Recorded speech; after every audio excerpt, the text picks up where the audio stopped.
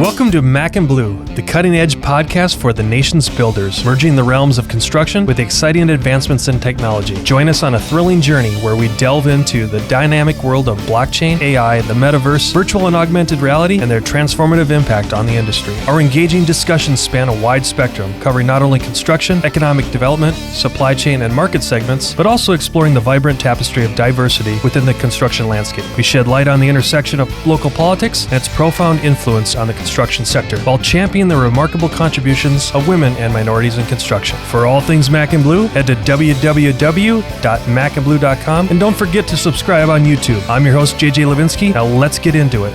Hi everyone, welcome to MAC Bleu. I'm your host, JJ Levinsky, CEO and co-founder of Blue Wave. I'm lucky enough today to have Grenee Martacho, who is the CEO of Concord General Contracting. Welcome, Grenee. Thank you. Just a little background. I do this all the time. I talk about how I spy on people. So I'd been spying on Grenee for a long time in their company. It's kind of one of those unique situations where we're in the same biz. Technically, we're probably competitors at some token, but really not.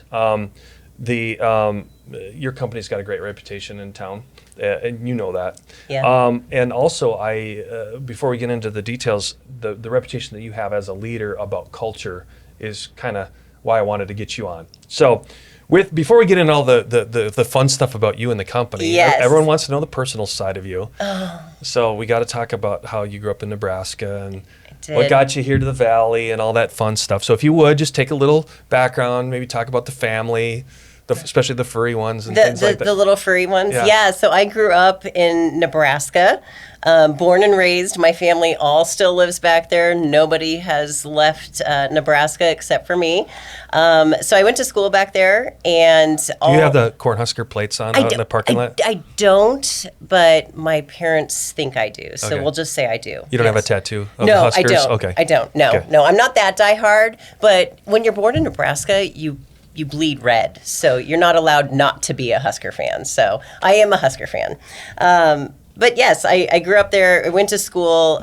Even when I was going to school, I just never loved Nebraska. I grew up in a very, very rural town. Population 1,600 people. I graduated with a class of 42 people. So it was everybody knows everybody, and I just shoot. My 92 makes that look big. See, I know that's what everyone always says. They're like, you look like small. I'm like, it's small, and it was a high school of like 5 different towns too. Yeah. So it's not even like one city. So I went to school and I started in the industry, actually at an engineering firm back in Nebraska. Okay. And it was that year in 2003, 2004, that literally I was in my apartment complex. I lived a mile from my work. And it was such a bad winter that my car got high-centered in the parking lot 3 times. Like, I had to dig my car out 3 times. For all the neophytes that don't know what high centering is, that don't deal with snow, come on. Yes, it's snow. So your car sits really low, and then you think, my car can go through that drift. And in fact, your car cannot go through that drift. So you're stuck. Then you have the Grenee teeter-totter. Yes, and then wheels are just spinning, and you're just high-centered. So, yeah, so it was on that 3rd time where literally I called my parents and I said, I'm moving away from here. I don't know where, but I'm moving. And this was in February, and I came out here in August of 2003. I had no family. I had a couple of friends that lived out here. Paid or virtual? Yeah, exactly. Can I couch surf with you? Is that? Yeah, pretty much. I was like, I'm moving here. I'm coming. No, I got a job before I came here. Okay. So I did. Well, you're better than most. Huh? Yeah, I got a job. I was like, I have to be able to support myself because I knew my parents would not support me just randomly moving across You weren't country. independently wealthy at the time. I wasn't. I don't know, poor college student. That sticks with you for a bit.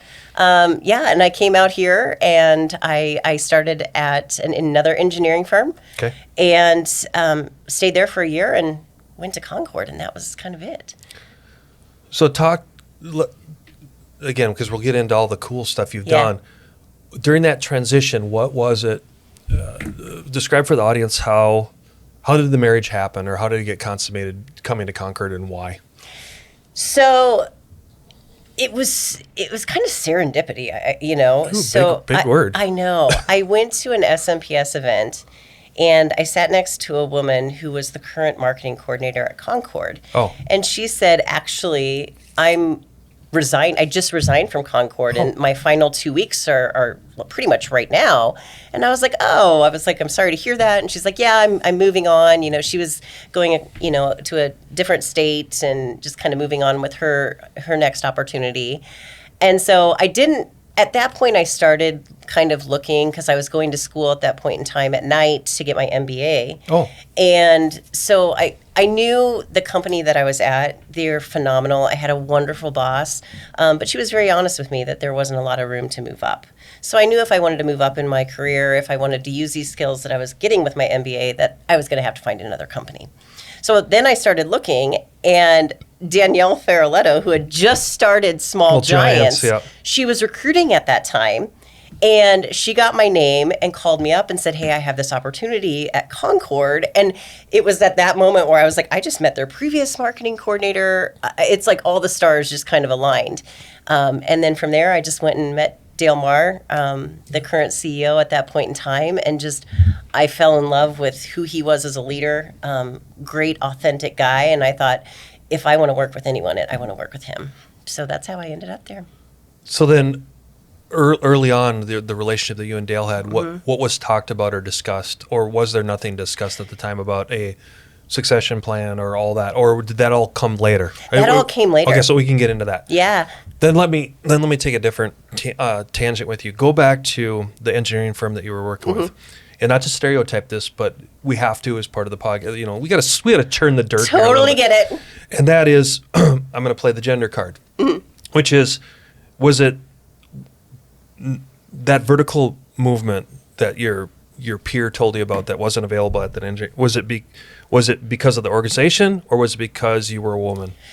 It was the organization. Okay. And it was, the person that they, at that point in time, they were going to be putting a marketing manager. And I was just a marketing coordinator at that time. Oh, okay. And it was a skill set. I didn't have the skill set necessarily to even move up into that kind of way. And I think you start to learn about, when I was really involved in SMPS, when I was at the engineering firm, you kind of learn about the different industries. You learn about architecture. You learn about engineering. You see construction. And for some reason, I just always gravitated, I think, towards construction. The people they're very homegrown. They're very authentic people. And ties to your upbringing, yeah, kind of, right? Yeah. And the engineering is great, but as far as being social, I'm not very social. And I'm a pretty social person. For the audience's sake, what is a SMPS? SMPS is Society for Marketing Professional Services. There we go. Yep. Okay, there we go. So I think a lot of people would then say, well, geez, Grenee, you came in as marketing and you're now CEO? Yeah. Okay, where's the technical divide and how have you bridged that? Come on, you get it all the time. I do. I always get it. So give us the story, and hopefully it's longer than 30 seconds because I think there's some meat to this story. Talk about just that element of growing into the CEO of Concord from a marketing perspective. Because breaking down the stereotypes of, I served 20 years as a super, then I got promoted to a PM, and then Uncle Bob retired, and I just slid into the shoes. Yep. Not you. No, I did not. I did not Okay. slide. My career, I don't say it hasn't been like moving up the ladder, or it hasn't been a clear path. It's more like a jungle gym. Like I'm over here, and then I kind of swung over here, and then I fell on my ass a couple times and got back up. And it all starts with, and I kind of already mentioned him. It started with Dale. When I first came to Concord, CM at Risk was relatively new to our industry at that point in time still. Okay. And literally, they had already started doing a lot of the negotiated work, but they never had a true marketing company. Like, they just had a proposal person that would just put together these proposals. So he came in and basically said, look, you need to be doing marketing. Dale, who is a very honest person, said, I have no idea what that means, so go do marketing. So they stuck me in an office, and that's exactly what I did. Started doing marketing, started, their proposals and stuff like that. At that point in time, there really wasn't social media or anything else like that. It was more like ads and, then kind of going after the award submittals, just kind of getting our name a little bit more out there. And I mentioned at that point in time, too, when I was in my first year at Concord, I was going to school at night to get my MBA. And when I was in school, I absolutely fell in love with the strategic planning business classes. It was phenomenal. I had a great professors that kind of taught it, but for some reason, business has always, I just think it's fascinating how you can bring this group of people together and you're all working towards a common goal and you all want your business to be successful. And just the way that it all comes together is fascinating to me. So I was going to school and then I would come to work and I'd start seeing, okay, we don't really have a direction here. Who are our clients? And I would start asking the questions to Dale and... Well, hold on. What was Concord's reputation at that time? Describe the vertical. So, small. Schools, public work. Schools and churches. Yeah, okay. Schools and churches. I was baiting you because I know what it is. Schools and churches. Yeah, okay. And we were. Yeah, that's what we were building. I remember when I moved to town. Schools and churches. I remember Concord was at every church when I moved to town. Oh yeah, and absolutely, absolutely, and that was our image. Yeah. And what was funny is that when people would ask you out in public what you build, everybody who worked at Concord, schools and churches, even though we were doing other stuff, but yes, that was. And it's important because all of us in our industry, we get labeled that way. We do. Yeah. We get labeled by the vertical. Yeah. Instead of the company. Yeah. Yeah.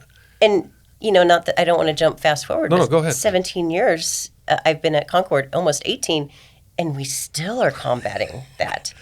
And it's not a negative. It's not a negative, but when you look at our numbers, it's like, only 25% at schools and 15%, of our revenue is driven by churches. Like, we do a whole lot of other stuff, but yeah, it's just, that's the way it is.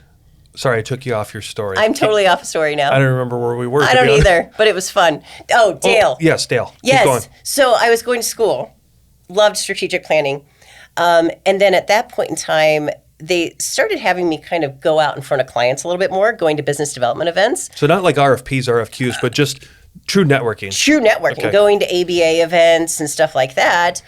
And I would run into clients or I'd run into other people, within the industry, and they would automatically ask, who is Concord? Well, going back to, we're a little bit of everything. We build churches, schools. But it got me thinking as I've been sitting in class every night listening to having, a clear definition of who your customers are, knowing who you are as a company. I realized that we didn't have core values hanging on the wall. We didn't have a mission statement. I asked Dale and the leadership team at that point in time, who was our customer? Like, what do we want to build? And they said, everything. Everyone is our customer. And I was like, okay, that's a lot of people. The valley is pretty vast, so I need some sort of target. And then it was, the recession hit. And honestly, that's when we didn't have a lot of work going on. We were, taking any small little job that we could just so we could keep people. And I posed the question at that point in time, can we go through a strategic plan? Like nothing big, not a technical strategic plan, but let's kind of lay out who we are as a company. So at that time, who would you describe, you don't have to give names, but how many people, what did the organization look like from a C-suite at that time? The C-suite at that time was Dale, our CEO. Yep. Jason was our chief operating officer. We had a CFO as well. And then we had a president down in our Tucson office, John Nyman. So 5 of you? Yes. Basically. And I was not on leadership at that point in time. Yeah, but marketing, you were probably brought in the inner circle. I was brought in the inner circle quite a bit. Okay. So then how did you guys survive the recession? By basically little projects here and there. Okay. It literally, I remember at one point in time, we don't hard bid a lot of work, right? But we were hard bidding work there. Yeah, everyone did. And it was strictly just so we could keep a superintendent. Yeah. It was because you didn't want to lose your people. Yeah. What? How did your role? Because marketing changes dramatically in that. Did. What did you find out about yourself during that time? I became more of a support system because you would have superintendents who were terrified of where they were going after their job was over. And the first stop is typically marketing because most of our work is being driven out of proposals. And you really do. They would just come into your office and be like, what are we submitting on? Are we proposing on anything? And when there was stuff that came in the door, even if you felt like you weren't qualified, you felt like you had to put an RFQ in place just Keep the mojo. Yeah, to show people that we're trying. Yeah. And it's hard. And it was a lot of education piece too. Our past leadership, and this is no fault of their own, but they weren't very communicative with our entire staff. So they wouldn't necessarily talk about what we were hearing out in the industry. They kind of shut the door behind even saying that things were bad. And when one RFQ was, put in, that 15 to 20 submissions were being considered for that particular project, there was none of that honesty coming out. And for me, when people would sit down with me and have those hard conversations, like, I have a family, I need this job, what are we doing? You have to be very open with them about the landscape of what we were dealing with. It was hard. So as I listen to you, how do I say this? Through everyone's lows, you find a little bit better about yourself, right? Yeah. So coming out of the recession then, let's break down the next time frame. Post-recession to pre-COVID or pre-2020, okay? Is that a lot of change probably happened. We'll break that down, and then we'll do another thing, and then we'll kind of go into some of what I want to call the meat of what I wanted to talk to you about. So during that stage, at what point, I assume somewhere in there, maybe I'm jumping ahead, that's when transitions started happening with the C-suite and where you eventually became CEO. Is that correct? Correct. Okay, so Correct.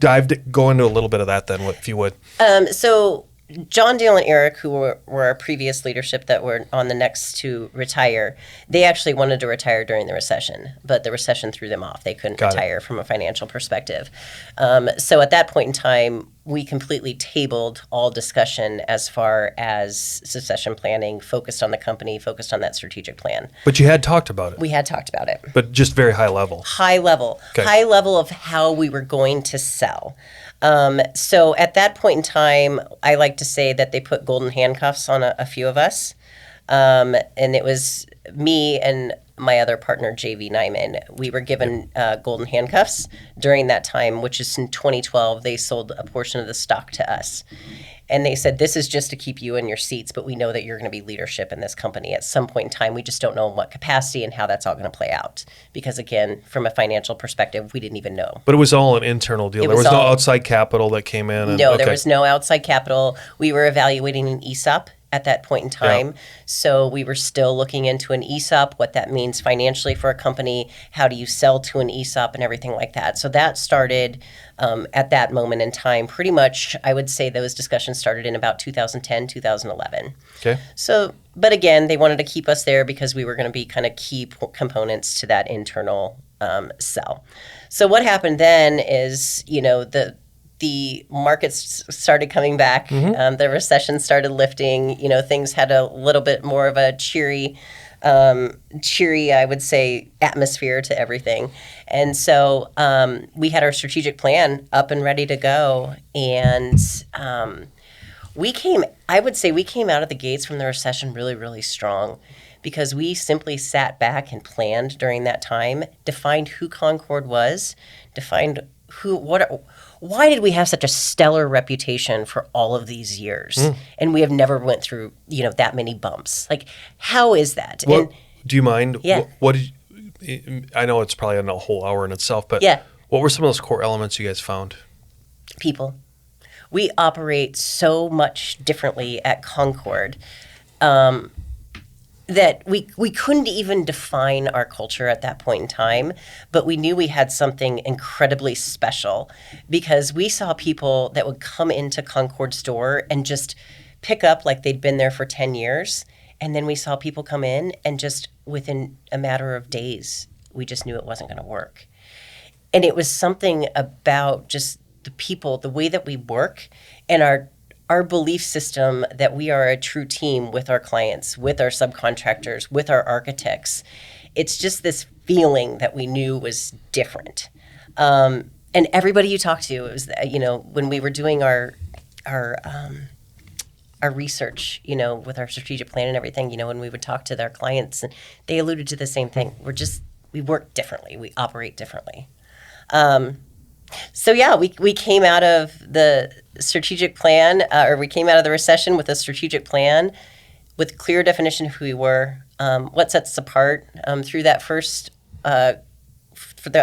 strategic plan, we developed something called the Ultimate Client Experience, and that honestly is something that is still alive and active at Concord. But we realized what that was is we just defined what makes us different. Yeah. We would go into classrooms and teach kids about construction. We would have construction days with kids. We would be intentional about making sure that we celebrated those milestone moments, whether it was beam signings or groundbreakings or ribbon cutting ceremonies. And we wouldn't wait for the client to offer us that. We went in the interview going, yeah, we're going to build your building. Just like everybody else that we're up against is going to build your building. Here's why we're different. We're going to celebrate with you. And our revenue between that 2011, and looking to the next, 5 years past that, we grew by 110%. Larger project sizes. I remember we won our first ground up brand new school. And that was just like that moment where I remember us sitting, I think this was about 2012 when we were awarded that. I remember us all sitting in the office because we had basically heard that we won the project before it was officially announced. And all of us are just like, oh my gosh, like we made it. We made it. And it was just such a defining moment. Was it, again, for audience sake, was it a normal unified district, charter, or private school? It was for Tempe Elementary School District. Nice. And we had our sights on that school. And when we were going for that proposal, we did anything we possibly could. We went and talked to neighbors. Yeah. Heard all of these stories.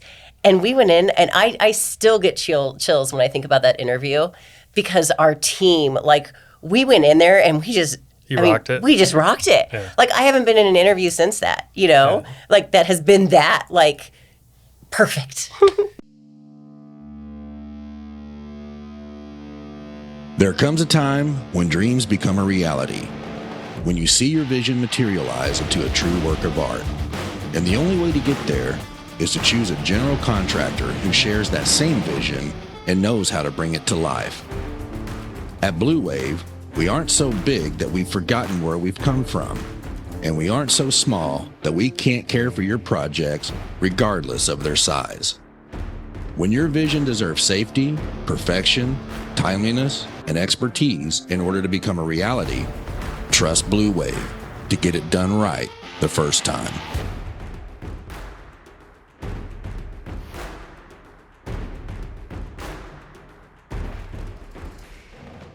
It's funny you say that, because if we sat here and if we switched our seats with all of our peers, they all everyone has that one story, right? Mm-hmm. And it was always some glass ceiling that everyone broke. Yeah, it was. And so it's cool. Some people have multiple glass ceilings they broke, but I'm so glad you celebrated that. Oh, it was phenomenal. I still, just sitting here, I still get chills thinking about it. So at some point, let's go back to, and then we can get into some of the fun stuff. So would you say that somewhere in there is that when some of the shakeup or was that when you were made CEO then shortly thereafter? No. So basically we started reevaluating the succession plan in 2015 when we felt like we had our finances kind of more in place and everything was moving. John, Dale, and Eric had set a date at that point in time. Our CFO had actually set a date a year before John, Dale, and Eric.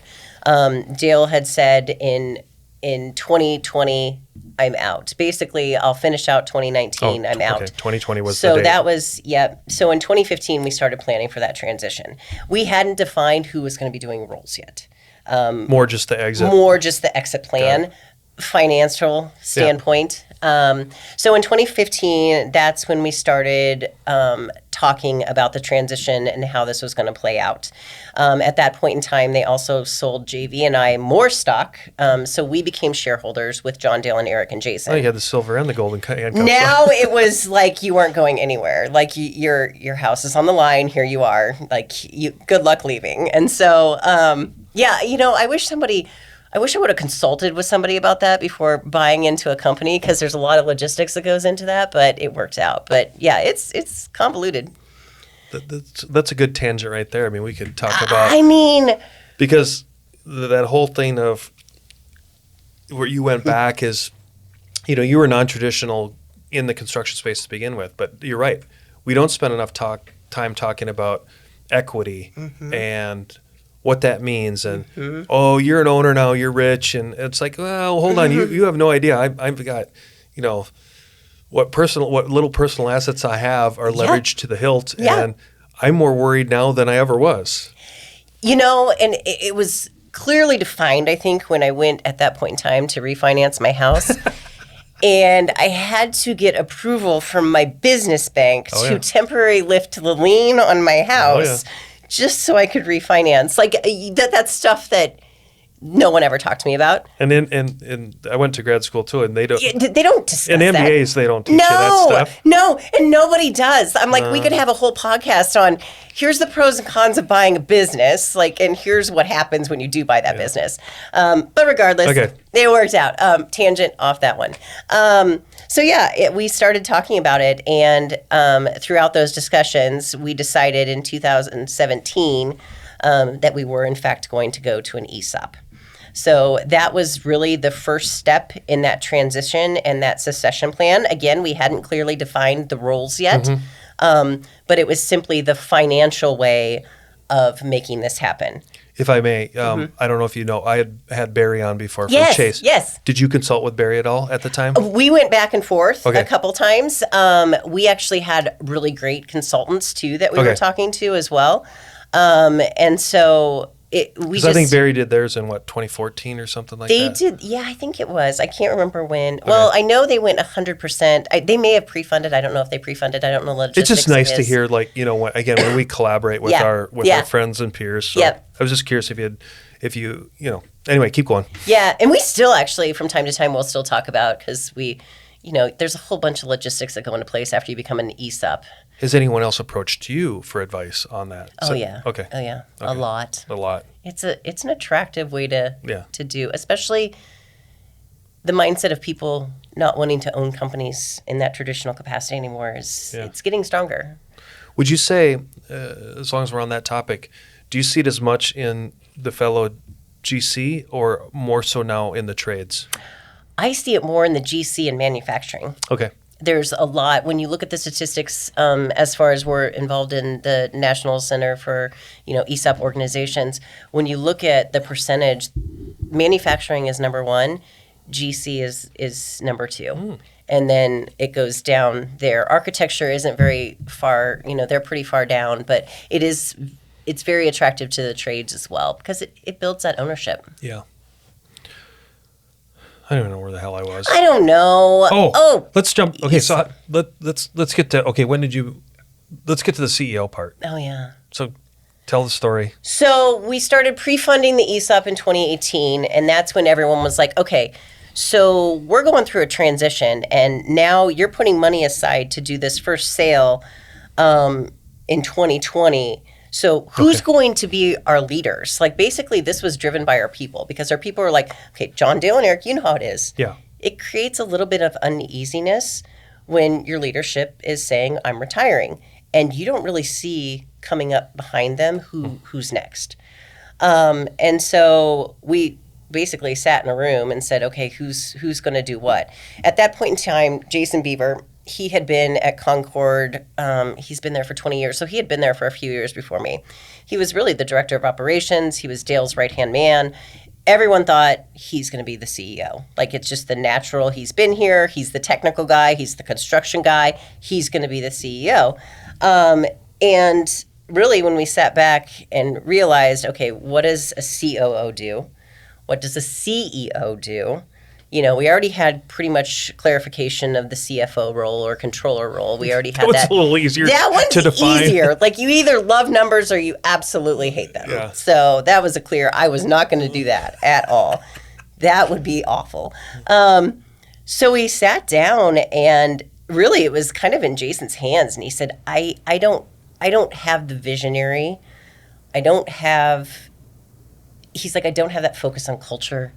I don't see it as that important. But you live and breathe this culture. You live and breathe the people. You live and breathe knowing that we're not thinking about what we're doing today, but you're thinking about what we're going to do in 3, 5, 10 years. And so at that point in time, it was kind of a gamble. I mean, I wasn't even 40 yet. And basically, we went in and said, JV's going to be president, Jason's going to be COO, Grenee's going to be CEO. John, Dale, and Eric were phenomenal, and they said, we trust you. This is going to be your company. If you feel like that's the way you go, like you've done great things for Concord, then let's go. So we announced it to the company in 2018, May of 2018. We announced it at our company meeting. I was hesitant. I didn't know how our employees were going to respond because I wasn't technical, right? Do you remember at that time, Grenee, how many people was your team? We had total? about 40, I think. 40 probably under 40. So plus or minus, though? Plus or minus. Okay. Just for context for the audience. Yep. And I remember like on that day in May, like we were, and I was like, oh gosh, the next slide is the org chart. The next slide is the org chart. And literally they put it up on the screen and everyone was just like, oh, that's great. Like, yes, yes, yes. And the amount of support You mean you didn't beta it at all? Come on. No one leaked it at all? No. Oh, well, bullshit. They did. Okay. They did. But they didn't. They thought because Jason had been there, he's the technical guy, it's the natural progression, right? Construction, you want the technical guy running the company, right? And that's automatically, though, the people just came up and just said, yep, you're the one. You're the one that keeps this company going from a cultural standpoint. You're the one that makes us not lose focus of why we do what we do every single day. So you're the glue in the fire. That I'm pretty, if that's the way you put it. Yes, that's what I am. Well, they're complementary. I mean, yeah. Right? It's like fire and glue to hold it together. Macy, come on. I know. I like to, some days I feel like I'm falling apart, but most of the time I'm good. All right, so cool. Now we get into the fun stuff. Yeah. All right, so what your DNA, everyone wants to know, it's like, okay, Grenee, you're now running this ship. Not like you hadn't before, but you're running the ship, and what are you so proud about that you do differently, or what are those rose-colored glasses that you see through that no one else can? Or not that no one else can, but what is that? And give us some examples, some stories from, call it 2018 to where we are now of what makes you so special. What makes me so special? Other than riding the short bus back in Nebraska. I was. All of them were short buses back there. Gosh, it has been a progression. Okay. And I think, so in 2019, I spent that entire year shadowing Dale. Oh, you did? I did. Okay. And him sharing contacts with me.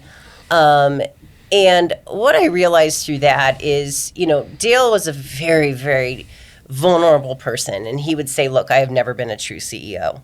So you shouldn't probably mock everything that I did as the right way to do things. Because he's like, I was a construction guy. He was a superintendent.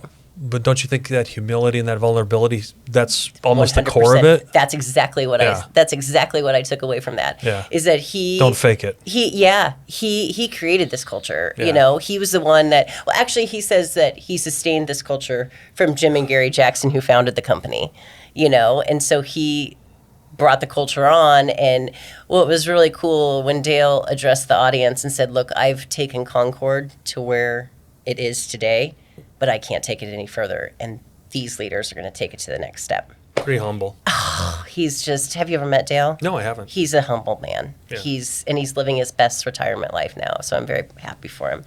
But yeah, so what are my defining steps? 2020, I took over January 1st, and life was going to be amazing. So you know that book, you know, the presidency book of, you know, the first 90 days. Yeah. What are you going to do in your first 90 days? Well, you want to know what I did in my first 90 days? I was meeting with people, was talking to them about what works at Concord. What do you want to see changed at Concord? Here's my vision plan. Yes, it was amazing. And then March came, and that just went all to hell. Yeah. That was the first learning experience of I have always been very proactive. I am a proactive person when it comes to planning a vacation. I'm proactive when it comes to planning for the next 3 years. I do not like to be reactive, because I feel like if you're reactive, you're just throwing stuff out there and you're hoping that it sticks. Well, March of 2020, I had to become just nothing but reactive. Who didn't?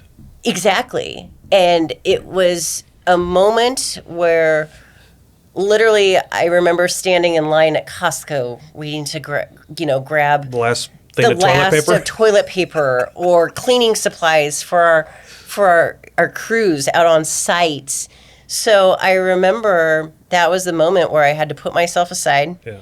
And say, okay, you go to that Costco, I'm going to this Sam's. We got to get whatever we can, cleaning supplies we can, to support our superintendents, because our superintendents right now are our priority. We are in an industry that's not going to shut down. Our sites can't shut down. So how do we support them as much as possible? So we were getting the hand washers out to the sites. We were driving around, you know, every single day delivering care package or, you know, sanitation packages. To keep them safe. We were modifying, putting up posters. We were talking about our new safety standards. And it literally, March to June was a total blur. I don't even remember it. I don't know if anyone remembers that. Yeah. I would even say it went deeper than that. I mean, we Yeah. all know it went deeper, but Yeah. But I remember now, and that was probably my first big learning experience, is that when you're a leader, you need to learn how to pivot and pivot fast. And I was never much of a pivoter. I was always a planner. Like, nope, this is the plan. We set it in plan. Like, we're going to do it. This is the way we do it. You're set with that. Like, nobody wants to sit down and talk to you about the future. They want to talk to you about what's happening right now. And then after you got through, you know, kind of the reactionary stuff, then you started having to be a different kind of leader. Because you would listen to stories about how, you know, their mom has congestive heart failure. And if I come into the office or I'm around somebody that, you know, is exposed, you know, that could put their, you know, in serious health issues. And then November of 2020 hit, and that hardest day of my life, by far. I don't know if anything will ever get to be harder than when we lost Russ Nyman. And he was John Nyman, our president at the time, my partner, JV's brother. 37 years old, 3 young kids, and he passed away. And having to pull everyone in a conference room and having to make phone calls to complete grown men who are crying on the other line, you just crumble. Yeah. But I look back and I remember I didn't cry once that entire day because I stayed strong. And then I went home that night and I just completely They crumbled. probably had to call flood control. Yeah. And that whole year, for as shitty as it was, taught me so much about just showing up authentically. Yeah. You know, being able to cry with people and being able to, you know, support them in any way you can, or sometimes just say, I'm sorry, I'm here for you, you know, and realizing that work, while it's important, all the noise outside was so much more important at that point in time to deal with. That work is always going to be there, but the stuff that we were dealing with personally was huge. So I would imagine that you look back, you know, you can look back now. After that, your company probably got stronger. It did. Yeah. It did. It's as horrible as it was. Mm-hmm. You probably grew as a family. We did. Yeah. We grew as a family, and you know what's so great is that we still now can be out on site talking about something like, oh, remember that time when Russ did this or Russ did that? Like, we grew so much because you go through that and you see people at their most vulnerable moments, and it just strengthened our culture so much. It hurt our culture because he was a huge piece to us, but it strengthened us so much too. Well, this is going to sound kind of cold and callous, but did you also not learn that, how do you say this? Yes, you have to invest in the people, but you also, back to your planning and pivoting, is great leadership. You have to plan for the worst case scenario, which is what happens if the avocado truck takes me out? Yeah, right? Yeah. And it sucks because you have to almost get kicked in the where. You do.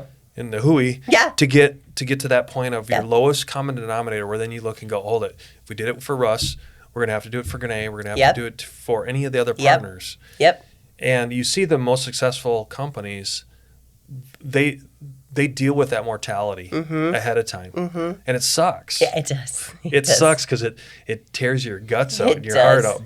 But again, you see day in and day out, the ones that conquer it are sitting having these conversations and the accolades that you guys have had. Yeah.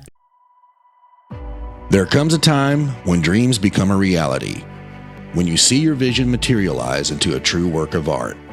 And the only way to get there is to choose a general contractor who shares that same vision and knows how to bring it to life.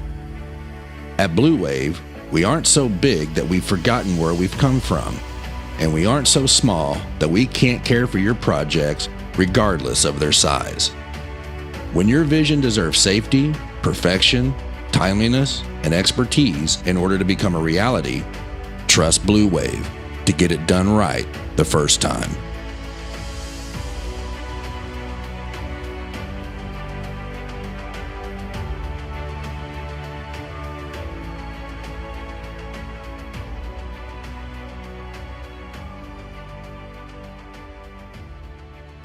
So let's go a little granular for a while. What are some of the we've kind of, that's like 30,000 feet. It is. But what the audience would love to say, all right, Grenee, but give us examples and stories of like what you've done internally. Like, are there things that you can talk about either in the ESOP structure or the culture structure, or maybe again, your lens, the color of your lens is just a little bit different, that allows someone to look into what you guys are doing and saying, not to copy or emulate you, but inspiration. Yeah. So what can you say? So I challenge our team all the time.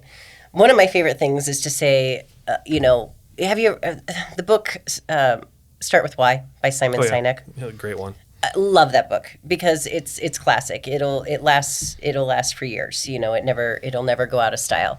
But I had a group of 16 people this last June because I'm so fascinated with Concord and I'm so fascinated with our culture and why it works and why are we different? Why is it one person can come in and just pick up, like they've been there, and then another one just, is out in 10 days because they just don't fit. Why is that? So I made everyone read the book, Start With Why, and we're talking about superintendents. I made them read the book, Start With Why. It was grueling. The amount Did you get them audible? Complaints that I had to hear, the amount of cuss words that I had to hear, the amount of this is stupid that I had to hear. But at the end of the day, when I locked him in a room for 8 hours, and we had to start with why, it was enlightening the we started. Who facilitated I that? did. Okay. Yep. So that let me ask you, do you think, and be honest about this, in hindsight, you facilitating it, was that best, or would you have a third party do it in the... It was best for that discussion. Okay, got it. Because a facilitator would not know anything about our culture. And anybody who's facilitating that, when you're talking about why, think about, have you ever read the book? Oh, yeah. Like the brain has a portion that doesn't have language. So you have these people that are trying to put language to this part of the brain that doesn't have language. So if you had a facilitator or outside party, they'd be like, I don't know, we just take care of our clients differently. Like, it would just never work. No, and just so you know, I wasn't baiting you or the audience. But it comes up, and this is where I'm going to go. I agree with you, by the way. Yeah. not to patronize you, but on other things, if I'm going to go on a tangent and explain the reason why I asked you the question is, let me ask you a question first. Do you have a operating system or a business management system in place, a formal one? Yes. So you have like an EOS model? Yes. Okay. You know the difference, because a lot of times in the EOS model, they say don't do it internally. Yeah. Have an implementer, facilitator, those kind of things. Yep. And so that's why I'm asking the question, because when you have the touchy-feely why stuff, it probably is better to come from leadership. Where over here, an EOS model or some sort of, or equal. Yep. That you see a lot of companies go, no. If you and I were doing that as CEO, we'd pooch it. Yep. Right? It's like, no. Yeah. That is a point where a third party needs to be valuable. that. Right. 100%. So that's why I was going down this question. Yep. 100%. Okay. I don't even know what I was going to ask next. I don't know, but anyway. Okay, so that was one example, a great example of the why. Keep going though. Was there a closure to the why? There was. And There was. So our why is we exist to change the definition of a team. And when you think about us, when you think about a team, a lot of times, and we used mostly because, again, it's the easy model. You think of the NFL, right? They're all a team. They show up on the fields. And then when you go to commercial break, who do you see on the commercials? You see those people promoting, their personal brand and their egos, and they're selling either, State Farm insurance or, whatever. oh, geez, that wasn't a good example. Yeah, but Discount double check. Yeah, but they're Maybe they'll sponsor us, Grenee. State Farm, if you're State watching, Farm, we want some State money. Farm. Red shirts, pants. Go ahead.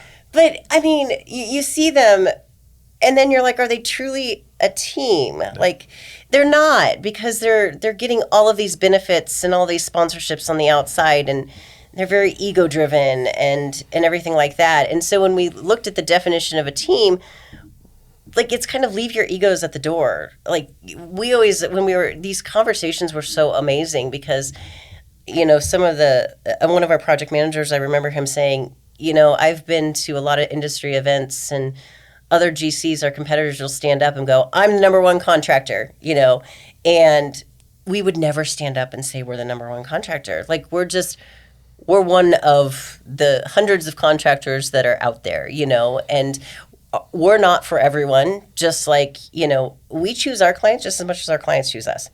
There's certain markets that we won't even go near because it just isn't a good team relationship. And so when we looked at that, and we looked at our team, and we looked at our why, that's who we've always been. We've just been always just kind of different in our culture standpoint. So that was pretty defining, and that just happened this last year. Oh, good. So that was really cool. And then what makes us different, I am not the type of leader that lives in the day-to-day. I let my leadership team, I have a phenomenal leadership team behind me, puts out fires, deals with all of those fires, if there's issues on budget, scheduling, everything like that, they do that. I am the visionary. I am the one looking for what's next with Concord. How, this year we're going to be $140 million, which is amazing, but how do we keep that sustainable? Yeah. Because someone has to do it. Somebody has to do it. And while we're booming down here in the valley, that it isn't always going to be like that. Yeah. There's going to be a stabilization at some point. I think all of us are kind of surprised that we're still going the way we are. But, the point is that we're at 140 million. We have staffed up to be 140 million. Now, how do we stay sustainable? Because when we hire people at Concord, our intent is for them to retire at Concord. We do not want to do mass layoffs. We don't hire for a peak in boom and of construction right now and then just get rid of people. That is not the way that we operate. Do you think do you think the ESOP structure has helped you attract and retain? 100%. Okay. And along with that, though, is a bigger discussion as far as how to attract the young talent that is 23 years old, 24 years old, and not thinking about retirement in 40 years. For 40 years. They're like, I don't care about an ESOP. So us as leaders, we did this 2 years ago. I sat back and said, okay, look, we have all of these young people. Us selling a retirement plan is perfect for somebody who's in their mid-40s, 50s, where you want that stability. You want to know that, you're set up for retirement. It doesn't matter to somebody who just came out of college. what matters to them. So that came into more of a generational talk that we had amongst our leadership team. Matters to them, flexibility. They want to make sure that they're not tied to their seats from 7 to 5 every single day. They want to make sure that they have time, PTO time, to have experiences and everything else. And we made sure that we put those front and center with our benefits when you come to work at Concord. That, yes, we are an ESOP, we're the strong team, you are part of the company's success, you benefit off the company's success, but at the end of the day, we also realize that you have a life outside of work. And so we have, across the board, flexibility with all of our people.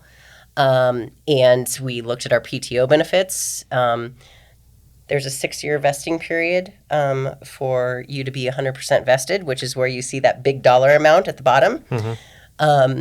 We put in place at 7 years, you get a 2-week sabbatical on top of your 4 weeks vacation. So you're getting 6 weeks of vacation. Because we figured if you get them there, they're there for 7 years. There's something magical about that 7 years, the vesting of an ESOP. But at the same point, you just took that 20-something into their 30s where they're starting to think about a family, buying a house, and that stability becomes more important. And so we started thinking about it kind of in that holistic way of how do we make sure that it benefits them right now for what they want in their life, but also in their future, and staying and keeping them at Concord. That was good. Thanks. It was so good. I kind of lost my train of thought of like what I wanted to ask you on the next question.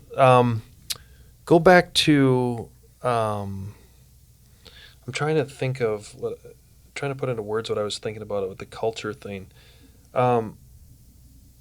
With you being in the visionary role, how can you describe how, again, the team now has taken the Grenee vision, and what have you seen them do, whether it's the ESOP, the team, how have they transposed, taken what your baseline was and transposed that into the next round of that culture?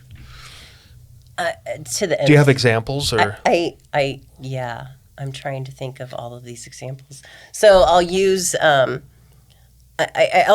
start with kind of outside of the operations perspective, and I'll start with business development and marketing. And having those discussions with them and saying, first of all, I am a very hands-off person. So I'll sit here and I'll cast my vision, I'll cast who we are, our why, what it means to our company and everything else, and then I'll ask them to, kind of define and put that into action.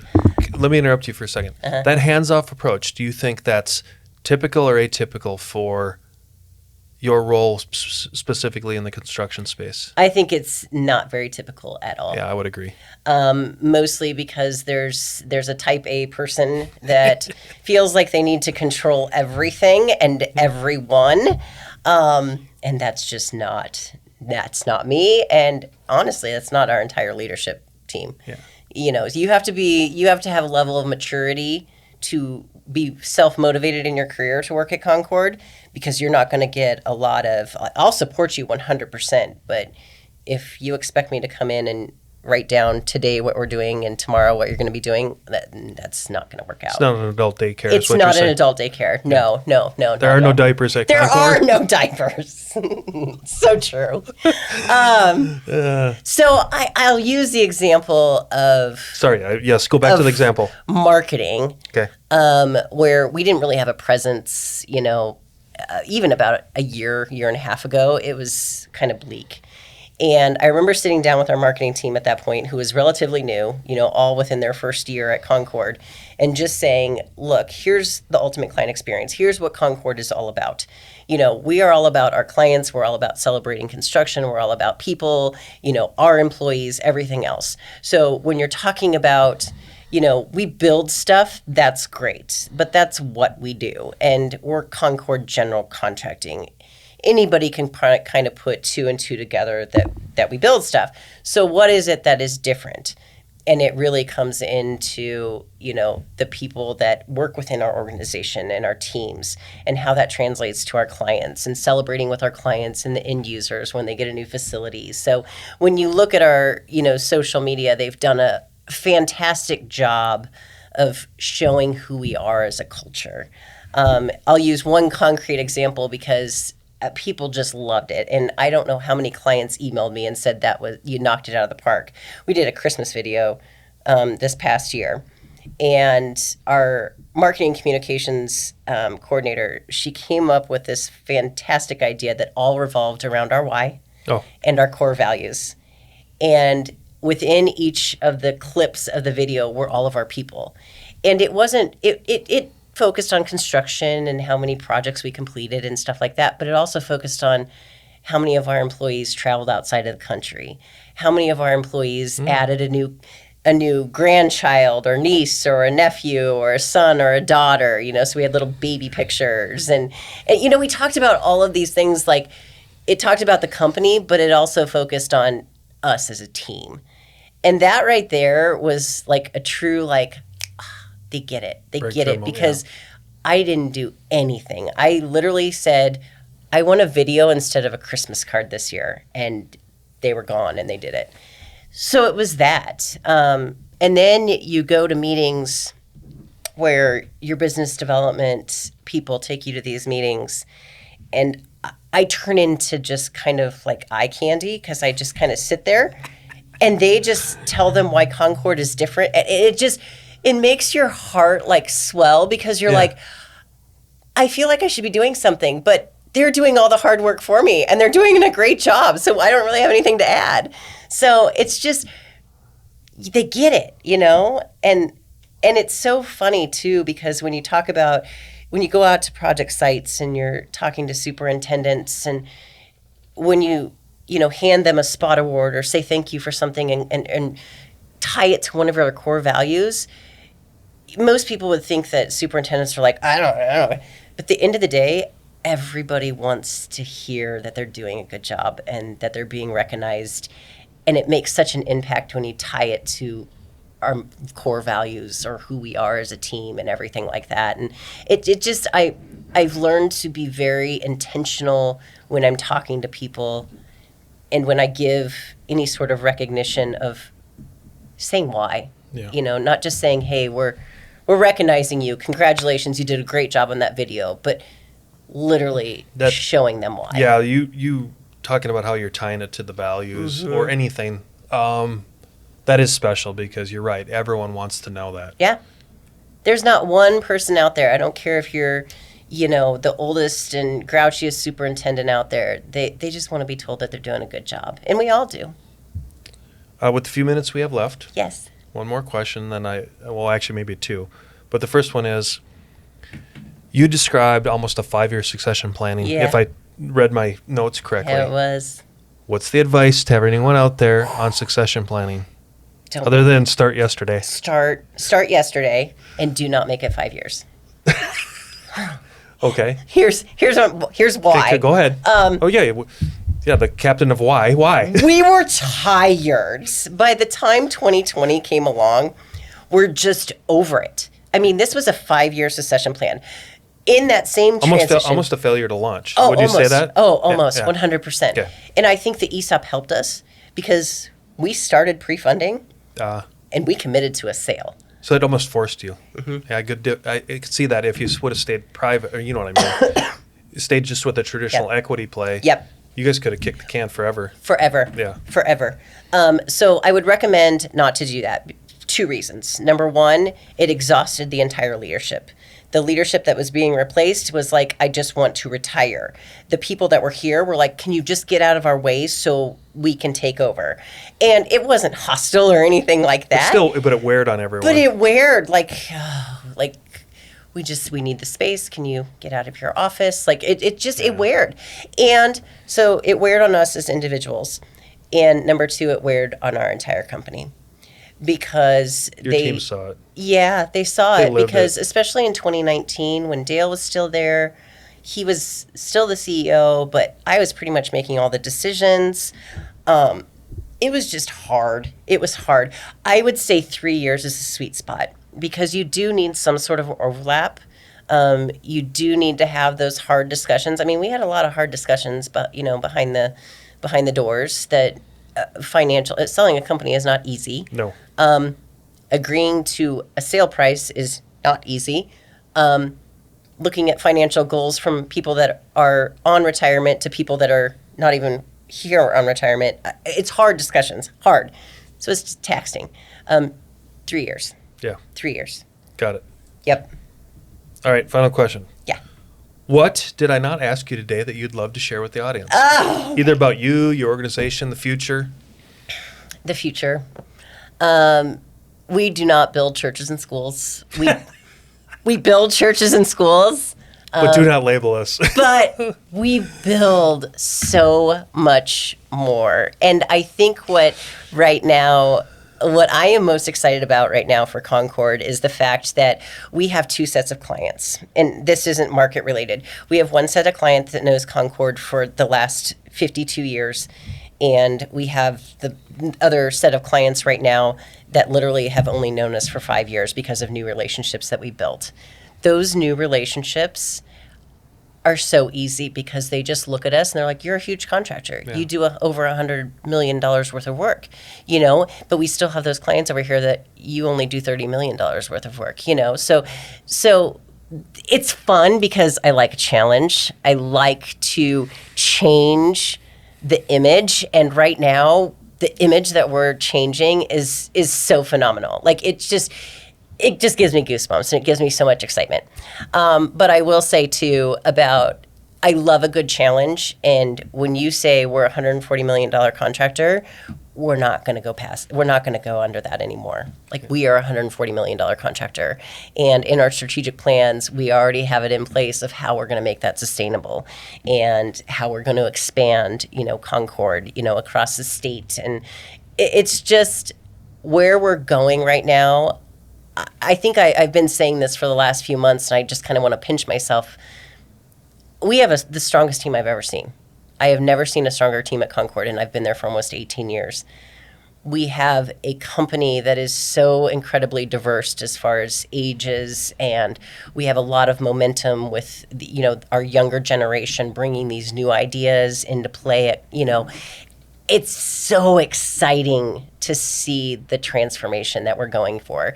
And I remember when I first started at Concord, years and years ago, the one thing that Dale, said to me at Concord, when I started at Concord, I said, why is it named Concord? And he said, oh, that was Jim and Gary Jackson who founded the company. And Jim Jackson, who was the visionary of Concord, he didn't want to name it Jackson Construction. He wanted to name it a name that would be sustainable because he knew Concord would go well beyond his years. So he named it Concord, which means with unity. And every time I think about that, I'm like, I don't know if it's true or not, but I hope it is true that Dale wasn't telling me just a story. But every time I think about that, I think it's awesome to think that 52 years ago, this guy who had 5 people working for him, created this name because he knew in 52 years that, we'd be growing to something different. And it's inspirational. On that mic drop, and we're wrapping it up. Anyway, hold on before okay. I close. Okay. For those of you watching or listening, again, Grenee, thanks for being on. Reach out to her, any of her team members at Concord, and I'm sure they'd be happy to 100% field any questions or things that came out of this podcast. Yeah. So thanks for coming on today. Thank you. I appreciate it. You've been listening to the MAC Bleu Show, brought to you by Blue Wave General Contracting. Be sure to subscribe to the MAC Bleu podcast on your favorite podcast platform. Follow JJ Levensky on LinkedIn and Instagram. Tune in every Monday